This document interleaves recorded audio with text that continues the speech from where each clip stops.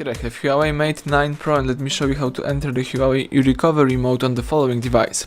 So at the very beginning, let's start by pressing the power key, choose power off and touch to power off one more time. So let's wait a few seconds until your device will be completely switched off. Afterwards, let's prepare the USB-C cable connected to your PC. And now you have to start holding the volume up on your device. So keep holding volume up and connect your device with the USB-C cable. Keep holding volume up.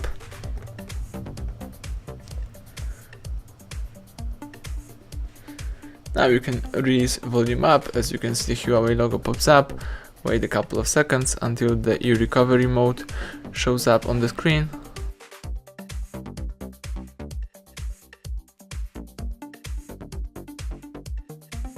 And this is the HUAWEI Recovery mode. As you can see here, you can navigate by using both volume keys and confirm options by pressing power key. You can also touch the screen to choose the following menu. Here you can download the latest version and recovery, or if you would like to, you can quit the recovery by choosing Reboot or Shutdown. In my case, let me choose Reboot. The device is restarting into a normal mode, so you can disconnect your device from your USB-C cable, and let's just wait until the device will be ready to use.